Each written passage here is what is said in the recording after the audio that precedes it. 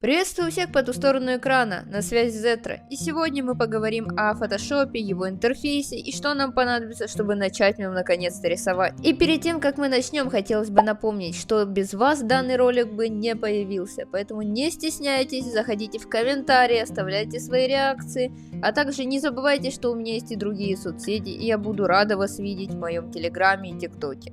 А мы начинаем. Оговорюсь, на данный момент я все показываю на макбуке. В Windows все то же самое, все те же самые функции и работает все точно так же. Так что мы не пугаемся и не боимся ничего, что связано с операционной системой, все одинаково, к счастью, в Photoshop. В данном окне нас интересуют ровно две вкладки. Это новый файл и открыть. Но открыть это вы просто нажимаете, и у вас открывается какая-нибудь папка, из которой вы выбираете файл, который вы хотите открыть. Ну, давайте для примера, допустим, откроем, что у меня тут есть красивенького. Ну, собственно, давайте вот это откроем. Вот, и, собственно, открывается наш файл, там, где там вот мои слои все, в PSD формате и так далее. Также открывается все в верхней панели, то есть вот мой текущий проект, вот который мы с вами открыли. И с помощью кнопки домик мы можем вернуться обратно на эту панель. Если у нас нету что открывать и мы хотим просто создать файл, открываем новый файл. С левой стороны у нас расположено окно, которое отвечает за выбор формата. То есть если вы уже когда-то создавали тот или иной холст, и вам хочется просто такой же формат, вы спокойно можете его выбрать в окне. Если таковых не было, то мы отправляемся в правую часть. Стандартный выбор ширины, длины, измерения, там, пикселы, дюймы, сантиметры, миллиметры, все, что вам угодно. Дальше идет разрешение, то есть качество нашего изображения. Обычно я ставлю на 250-300, и этого хватает за глаза, это даже больше, чем надо.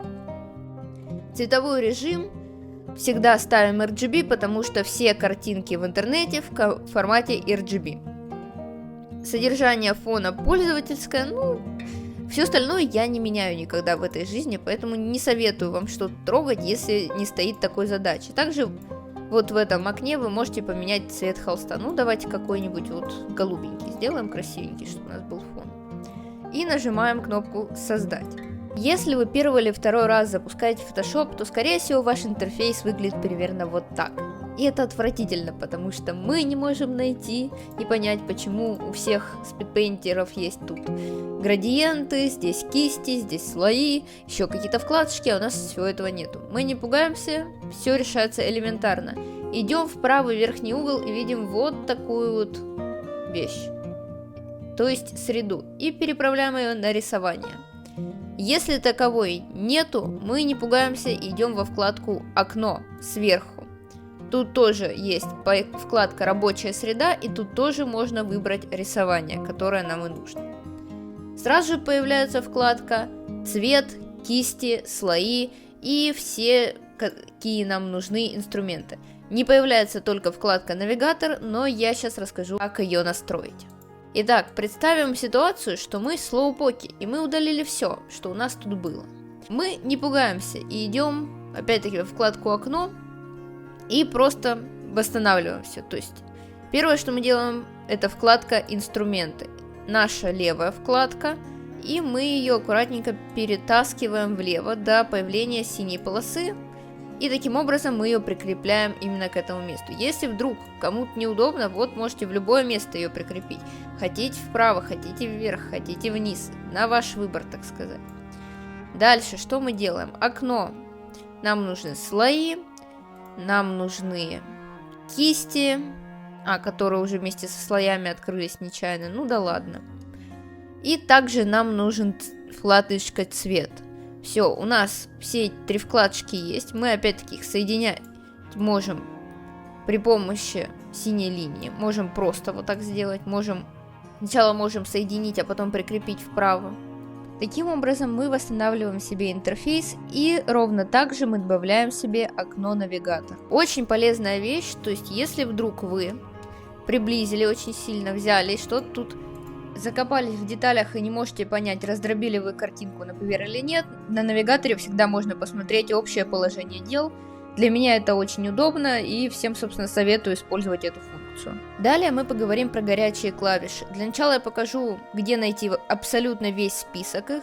То есть мы заходим во вкладку «Редактирование», «Клавиатурные сокращения», и дальше у нас открывается такое окошко. Здесь, там где клавиатурные сокращения для, мы выбираем инструменты в частности.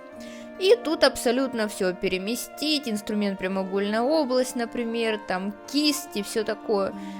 Для всего этого расписаны кнопки, которые, естественно, тут же может поменять на какие-нибудь иные. Вот также здесь можно меню программы посмотреть, там какие-то горячие клавиши, в файле горячие клавиши и абсолютно все, собственно, которые существуют в данной программе. Сейчас мы поговорим прицельно об инструментах и их горячих клавишах. Первое, что мы используем, это кисть, кнопочка B. Если нам нужно изменить формат кисти, мы используем клавиши квадратных скобочек. Увеличить или уменьшить. Если нам нужно что-то стереть, мы используем клавишу E, и у нас открывается ластик. Если мы хотим взять какой-то цвет пипеткой, это буковка I, и опять можно начать рисовать, допустим, белым уже. А если мы, допустим, хотим растереть это все, это кнопка P, которая вызывает инструмент палец. Если нам нужно выделить какой-то слой, допустим, мы берем буковку L, и у нас открывается инструмент лассо. Если нам нужно выделить что-то в квадратной области, то это буковка M, и у нас уже квадратное выделение.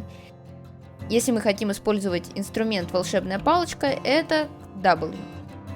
Если нам нужно выделить несколько областей, мы зажимаем Shift, и с зажатым Shift выделяем области. Таким образом у нас выделяется несколько вещей. Если мы хотим снять выделение, то это Ctrl-D или Command-D, смотря с какого устройства вы работаете.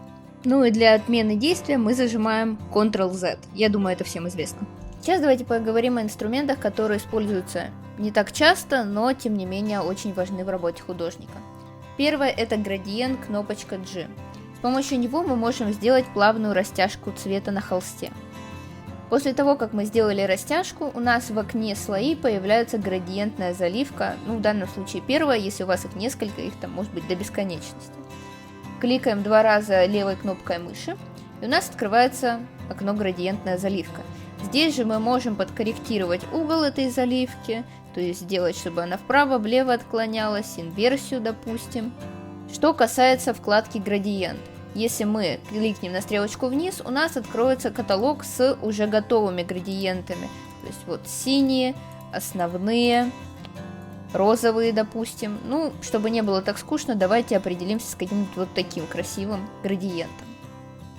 Если вдруг нас не устраивает данный градиент и мы хотим создать свой, мы левой кнопкой мыши 2 раза кликаем по градиенту. У нас открывается окно редактирования градиента. Можно его переназвать, допустим, если вам это не устраивает. Но нас в основном интересует вот эта вкладка. Здесь мы можем подвигать наш градиент, чтобы соотношение тех или иных цветов было разное. Можем, допустим, в середину добавить какой-нибудь цвет. Такой вот сделаем, чтобы наглядно было. Также можем соотношение, чтобы у нас, допустим, зеленого было, ну, совсем мало. Чтобы у нас вот маленькая полосочка была. Также мы можем левой кнопкой мыши 2 раза кликнуть по нашим крайним квадратикам и тоже изменить их цвета на палитре. Любые цвета, если вдруг вы знаете название цветов, вы можете их сюда вписать. Бывает очень полезно, если вы, допустим, работаете с определенным проектом, и у вас уже есть назначенные цвета, несколько человек, допустим, работает над ним. Вот, ну и таким образом градиент настраивается. Вообще очень прекрасный инструмент, на постобработке особенно моя любовь. Следующее, о чем мы поговорим, это текст. Открывается он на буковку T, у нас курсор заменяется штрихованным квадратом, и дальше мы можем выделить нашу рабочую область.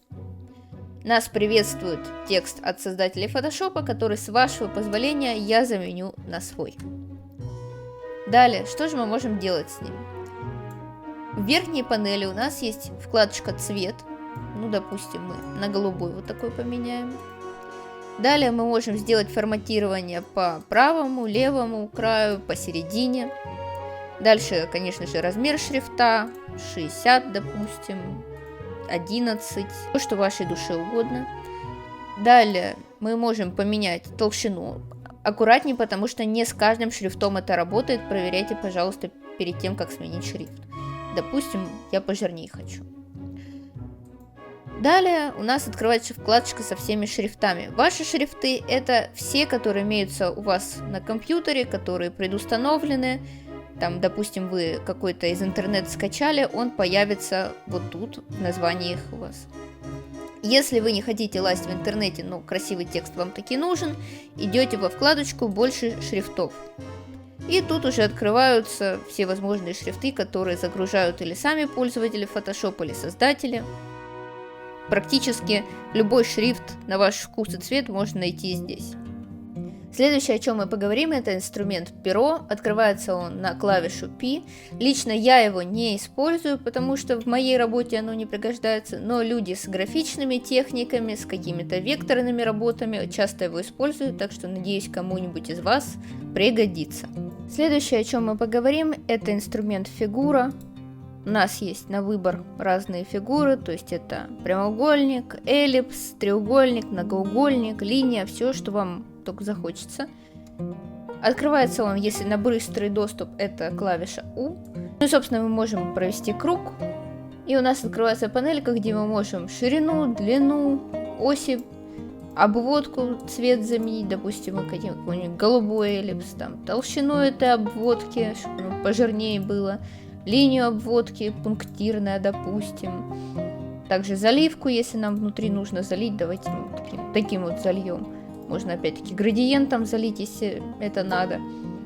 В целом стандартный инструмент, я думаю, в любой другой графической программе он также присутствует. Сейчас давайте мы рассмотрим также инструменты, связанные с холстом, его изменением, размерами, уменьшить, увеличить. Если у нас нету конкретного параметра, мы хотим просто сгенерировать дополнительную область, допустим, мы промахнулись с пропорциями, нам нужно больше места вверху, внизу или еще где-то, мы используем кнопку C, и у нас появляется инструмент рамка, благодаря чему мы можем потянуть за края и расширить на любое количество пикселей в стороны. Или наоборот, мы можем взять и вот уменьшить холст отдельной руки, допустим.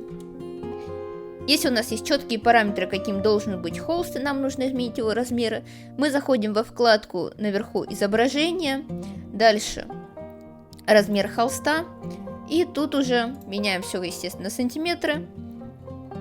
И уже можем играться, допустим, поставим тут 15 на 20 сантиметров. И вот наш холст расширился и стал 15 на 20 сантиметров. Итак, мы разобрали всю левую часть интерфейса, теперь переходим к правой части интерфейса, то есть это цвет, кисти и слои. Ну, с цветом у нас все просто. Тут у меня просто модель цветового куба. Вы можете, так сказать, двигать в разные стороны ползунки и получить тот или иной цвет. Если вы поклонник другого формата, то есть цветового круга, он тоже тут имеется, вы его можете, так сказать, тоже под себя настроить. Я знаю, что некоторые люди используют только его, и им именно он удобен. Следующая панель, которую мы рассмотрим, это кисти. Когда вы первый раз откроете Photoshop, у вас будут основные кисти, сухие кисти, мокрые кисти и кисти со специальными эффектами. Все они вполне юзабельны, не надо ничего нового качать. Первый месяц или два рисования я использовала только их и вполне обходилась без каких-либо нововведений из интернета. Если вы хотите изменить какой-либо параметр в кисти, вы нажимаете на папку с кисточкой, и у вас открывается окно настройки кисти. Тут можно менять буквально все от нажима до способа наложения. Разные кисти дают еще разные настройки, можно также текстуру добавить, если у вас текстурная какая-либо кисть. Я этим обычно не занимаюсь, но если вдруг вам надо, то оно находится здесь. Если вдруг вам нужно импортировать кисти, вы их скачали из интернета, вы берете, нажимаете на правый верхний угол в окне и выбираете импорт кистей. Заходите туда, где у вас хранятся импортированные кисти, нажимаете «Открыть», и кисти автоматически у вас импортируются. У меня они уже установлены, поэтому я не буду нажимать кнопочку «Открыть». Дальше мы поговорим о слоях, их свойствах, возможностях. Я постараюсь простым языком рассказать о основном функционале, хотя данная вкладка позволяет намного большее делать. Для начала, когда мы только открываем Photoshop в новом файле, у нас есть только фон, который закреплен, мы его не можем удалить. Если мы кликаем сюда, у нас разблокируется слой, и мы с ним можем взаимодействовать так же, как и с обычным. Дальше, чтобы создать еще слои и уже начать с ними работать, мы идем на иконочку с плюсиком в квадрате и нажимаем на нее. И мы можем так создавать до бесконечности слои. Дальше, если нам нужно удалить слой, то просто выделяем слой и нажимаем на корзину. Также, чтобы не уходить далеко от этой вкладки, если мы хотим объединить несколько слоев в одну группу слоев, то есть создать подпапки и сгруппировать как-то наши данные, мы выделяем несколько слоев и нажимаем на папку. Таким образом, мы упорядочиваем нашу рабочую среду и можем проще ориентироваться во вкладках. Следующая функция, которую я продемонстрирую слоев, это их видимость. Возьмем, например, первый слой, нарисуем на нем нечто. И мы решили, что нам нужно сделать невидимым этот слой, и просто нажимаем на глазик. Следующее, о чем я расскажу, это как прикрепить верхний слой к нижнему. То есть, зачем нам это надо? На нижнем слое у нас есть некоторая фигура, и, допустим, мы хотим нанести на нее свет. Ну, если мы начнем просто сверху рисовать, то мы можем вылезти за контур данной фигуры. Но для этого мы берем, зажимаем кнопочку Alt и наводим курсор на стык между первым и вторым слоем. У нас появляется эта иконка. Когда мы ее нажимаем, второй слой прикрепляется к первому. И теперь мы можем рисовать только в области нижнего слоя. Если мы хотим добиться того же эффекта, но при этом использовать только один слой, то есть первый, нам понадобится вкладка «Закрепить». Для начала мы нажмем на первую вкладку, то есть шахматную доску. Когда у нас активирована эта вкладка, мы можем рисовать так же, как и в предыдущем случае, только в области, где уже что-то нарисовано на слое. Если мы нажмем клавишу «Закрепить» и используем кисточку, то мы не сможем больше рисовать на этом слое так же, как и стирать его. А если мы нажмем на иконку с крестиком, мы не сможем передвигать данный слой. Это используется для того, чтобы, когда мы уже доделали тот или иной элемент, нечаянно его не испортить. Следующая функция слоев – это наложение маски. Чтобы ее применить, мы используем иконку прямоугольника с черным кружочком внутри.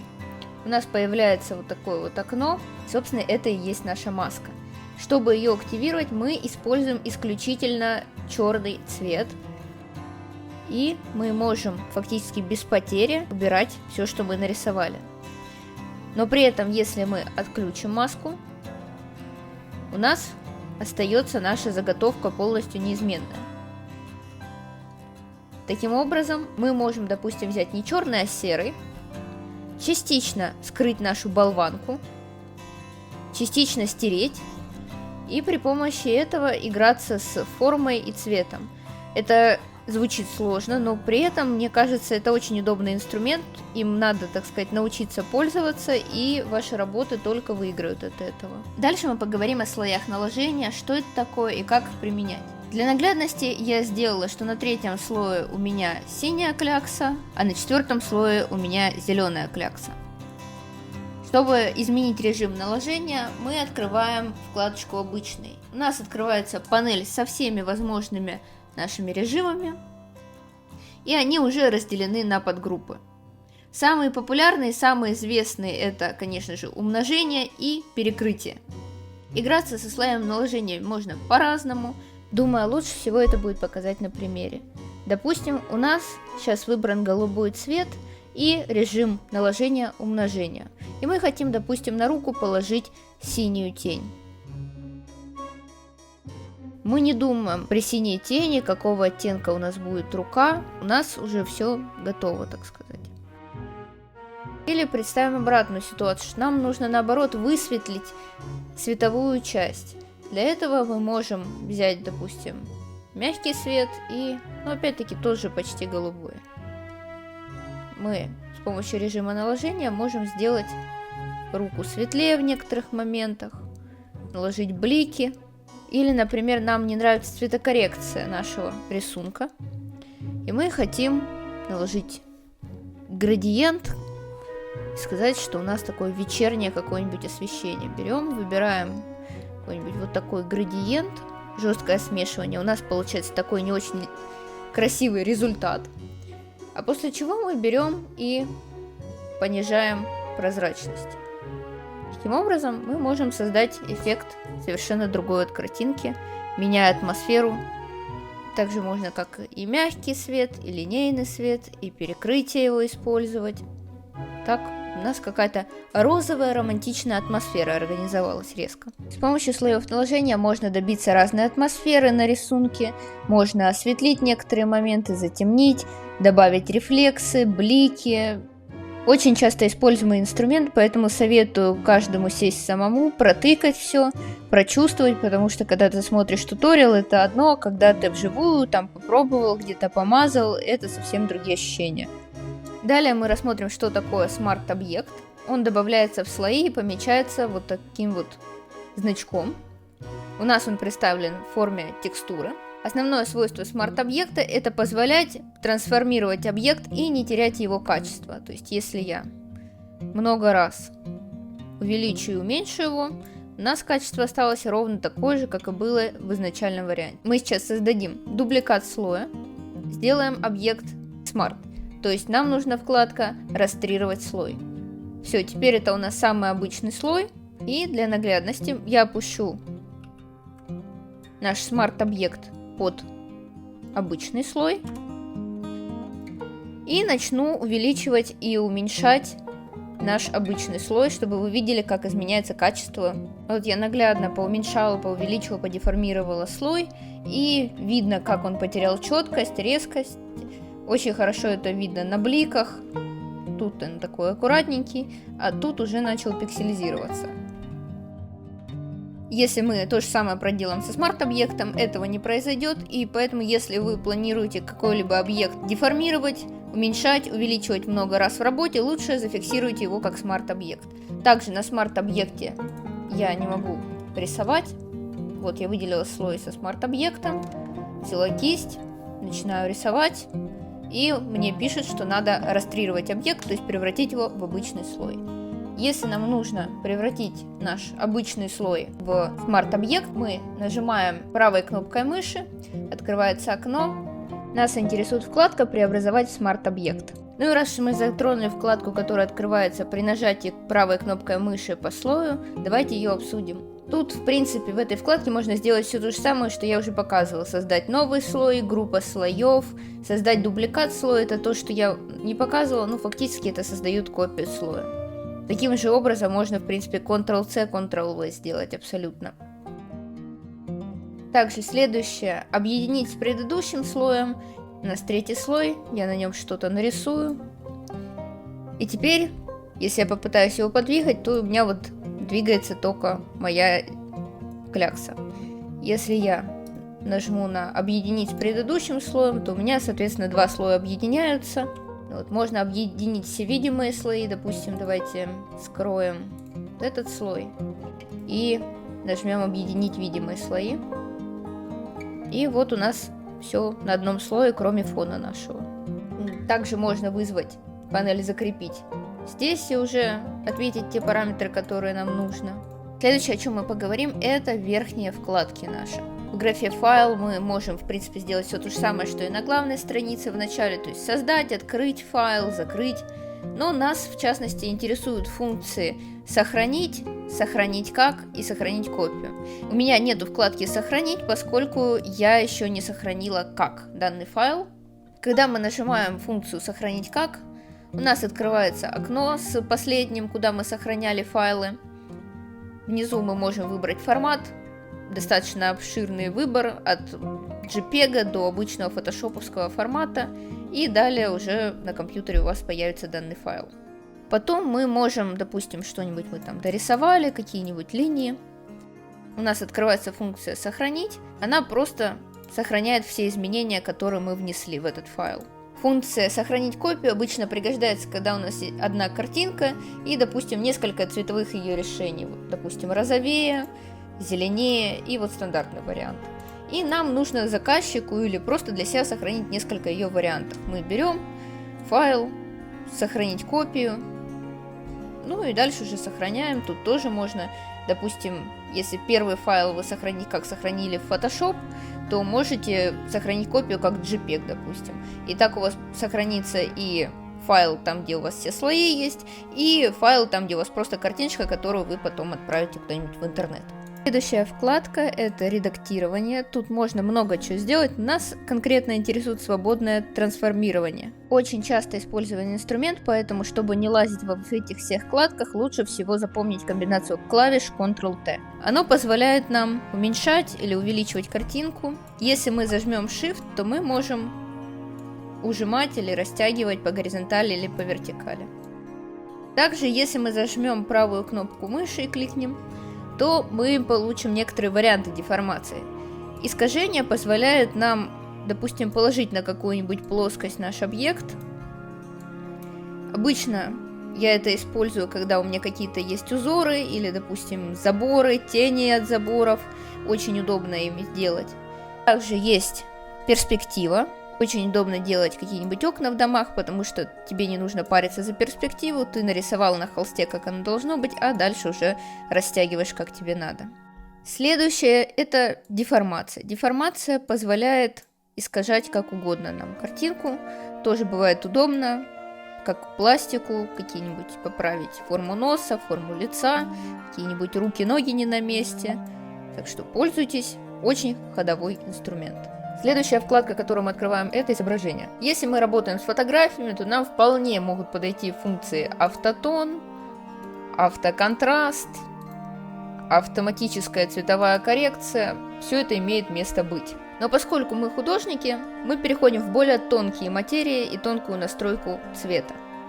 Мы нажимаем на кнопку «Коррекция», и у нас появляется еще одна панель. Первый раздел у нас отвечает фактически за контраст. Все 4 функции вы можете использовать в ваше удовольствие. Лично для меня самая простая — это яркость и контраст, потому что тут вы просто настраиваете яркость и контраст без лишних интерфейсов. Если вы уже продвинутый пользователь, вы можете использовать условные уровни. Тут можно более тонкую настройку сделать цветового баланса, сколько у вас серого, сколько у вас белого тона. Или же вы можете использовать инструмент кривые, он тоже помогает регулировать баланс тоновой на рисунке. Второй раздел во вкладке «Коррекция» отвечает за цвета на вашей работе. Лично я пользуюсь только инструментом цветовые тоны насыщенности, Ctrl-U. Тут опять-таки легко, просто и без всяких наворотов можно изменить цвета, какие-то блики подправить, на яркость, насыщенность. И для меня этого хватает с головой. Но если вдруг вы хотите еще более тонкую настройку, есть цветовой баланс, черно-белое, фотофильтры, есть также вкладка красочность, но, честно говоря, при наличии цветового тона и насыщенности я не вижу смысла именно в этой вкладке. Дальше давайте поговорим про вкладку фильтр. В целом, опять-таки, безграничный инструмент, но нас интересует здесь размытие. И, как правило, в рисовании используется именно размытие по Гауссу. Открывается такая вот вкладка, и мы можем регулировать размытие. От точечного размытия до практически полного смешивания всех цветов. Также, благодаря вкладке «Фильтр», мы можем зайти во вкладку «Галерея фильтров», и здесь будет некоторый набор фильтров, уже встроенных в Photoshop. И, условно говоря, если вы хотите размыть что-то, пикселизировать, то у вас это удастся благодаря этой вкладке. Даже можно попробовать имитацию аппликации сделать, целлофановой упаковки. Это очень сильно нагружает, к сожалению, компьютер, и на более слабых компьютерах, скорее всего, очень долго будет грузить. Поэтому я бы не злоупотребляла данной вкладкой, но в целом такой инструмент вполне имеет право на существование. Давайте дальше поговорим о перевод картинки в ЧБ, чтобы подвериться, точно ли вы разбили хорошо на черно-белое отношение рисунок. Вот у меня есть несколько слоев, то есть на первом слое оранжевый, на втором слое бирюзовый, а на третьем слое голубой. И, конечно же, на фоне у меня рука. Я нажимаю сочетание Ctrl-Y, и у меня переводится все в черно-белый фильтр. Если я обратно нажму Ctrl-Y, все вернется обратно. Как же это настроить? Мы идем во вкладочку «Просмотр», вариант цветопробы, заказной, и у нас открывается данная вкладка. Здесь нам нужно выбрать именно Gray Gamma 2.2, тогда у нас будет открываться правильное соотношение черного и белого, которое будет примерно такое же, допустим, при печати или при переносе на другие цифровые носители. Ну что ж, на этом я буду заканчивать. Надеюсь, это видео было для вас информативно. Может, кому-то оно помогло разобраться в фотошопе. А на связи была Зетра. Еще увидимся!